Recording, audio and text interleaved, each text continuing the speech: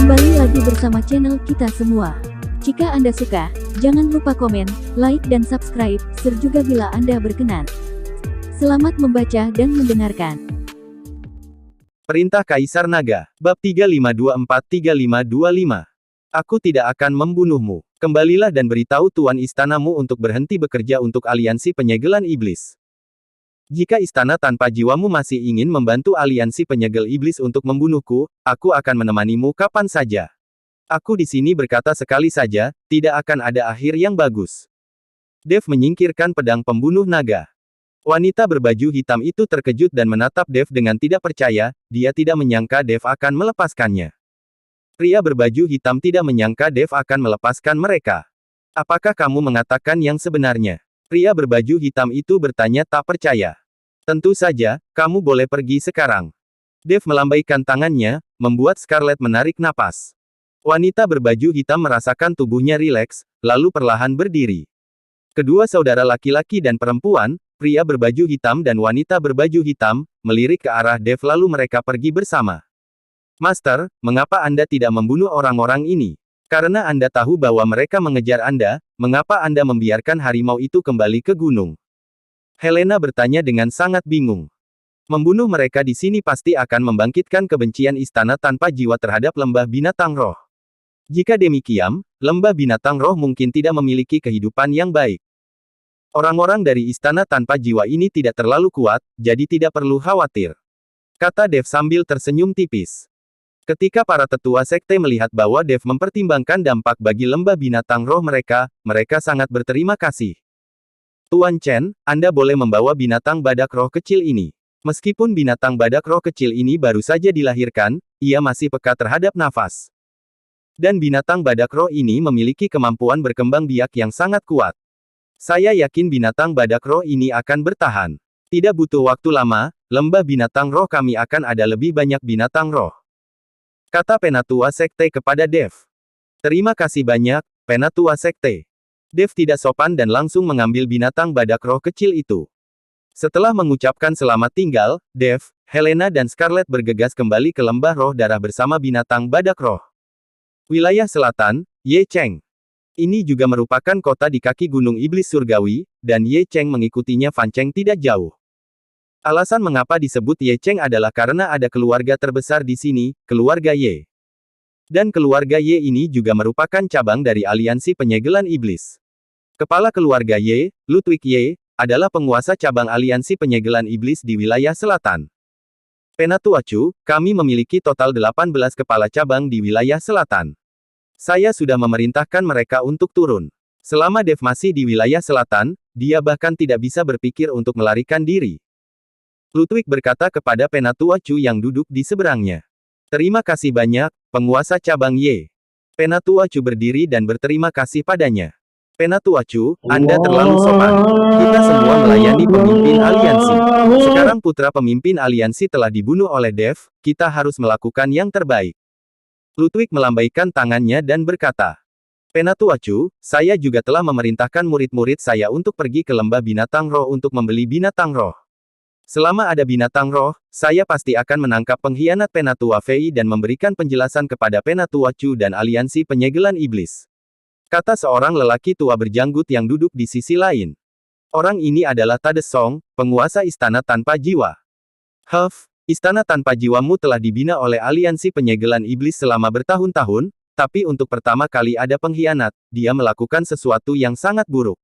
Jika pemimpin aliansi mengetahui hal ini, seluruh istana tanpa jiwamu akan hancur.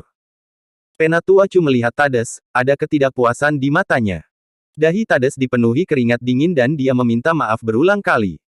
Pada saat ini, dua saudara laki-laki dan perempuan yang pergi ke lembah binatang roh untuk membeli binatang roh telah kembali. Bagaimana kabarnya? Apakah kamu membeli kembali binatang badak roh itu?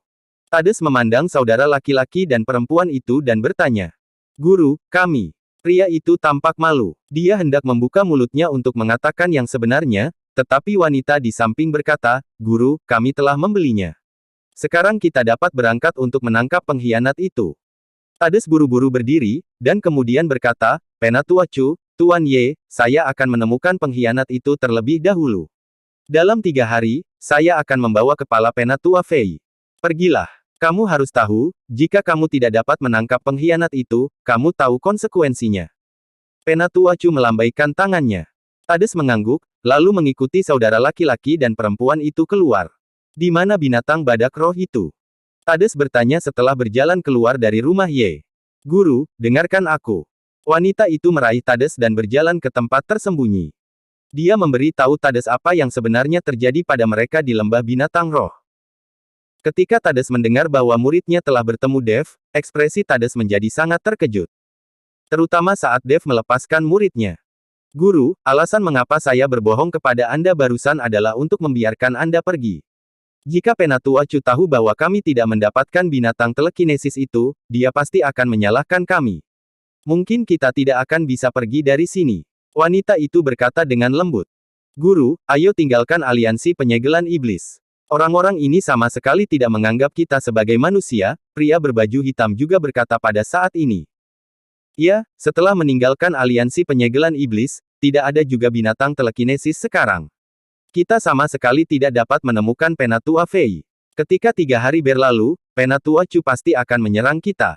Dan Tyrell itu ditemani oleh Penatua Chu. Ya, Tyrell sudah mati.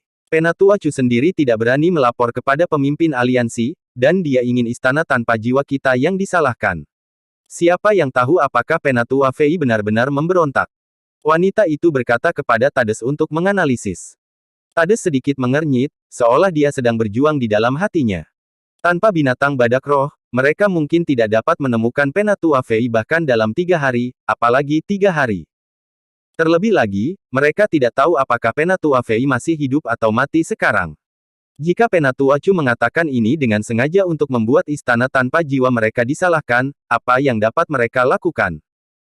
Setelah memikirkannya berulang kali, Tades akhirnya mengangguk dan berkata, oke, ayo kita lanjutkan dan beritahu semua orang. Semua murid istana tanpa jiwa akan meninggalkan Ye Cheng. Mari kita tunggu dan lihat apa yang terjadi. Saudara laki-laki dan perempuan itu mengangguk dan pergi untuk memberitahu semua murid istana tanpa jiwa. Lembah Roh Darah. Setelah Seymour menguburkan semua murid yang mati itu, dia membersihkan seluruh lembah roh darah. Hantu tua Gunung Iblis selalu mengikuti Seymour, dia selalu takut Seymour tidak akan mampu menanggungnya dan melakukan hal bodoh. Bagaimanapun, lembah roh darah ini telah ada selama ribuan tahun, namun ketika Seymour memimpin, semua hampir hancur. Hal ini membuat Seymour malu untuk berhadapan muka dengan leluhurnya. Luo tua, selama kamu masih di sini, lembah roh darah akan tetap ada di sini, jangan terlalu sedih. Hantu tua Gunung Iblis dengan lembut menepuk bahu Seymour dan berkata. Seymour tidak berbicara, dia tengah memikirkan siapa orang yang begitu kejam sehingga orang itu membunuh semua orang di lembah roh darahnya. Guru, ada seseorang yang berkunjung di luar lembah. Pada saat ini, Dustin datang dan berkata kepada Seymour. Siapa itu? Seymour tercengang. Lembah roh darah seperti ini, mengapa orang masih datang untuk berkunjung? Aku tidak tahu, dia adalah pria parubaya, dan sepertinya dia tidak terlalu kuat. Jawab Dustin. Seymour berdiri dan berjalan keluar, diikuti oleh hantu tua Gunung Iblis. Ketika mereka sampai di pintu masuk lembah, mereka menemukan seorang pria parubaya menunggu dengan tenang. Seymour melihat sekeliling dan menemukan bahwa pihak lain sebenarnya adalah ras binatang buas, yang membuat Seymour sangat bingung. Dia tidak mengerti mengapa ras binatang buas ini datang ke tempatnya. Meskipun ketiga ras tidak bertarung atau membunuh satu sama lain di wilayah Gunung Iblis Surgawi, dan lembah roh darah mereka juga tidak memiliki persahabatan dengan ras binatang buas. Rekan Taois, saya ingin tahu apa yang kamu lakukan di sini. Seymour melangkah maju dan bertanya kepada pria parubaya itu dengan sangat sopan. Mencari seseorang, kata pria parubaya itu dengan sangat dingin.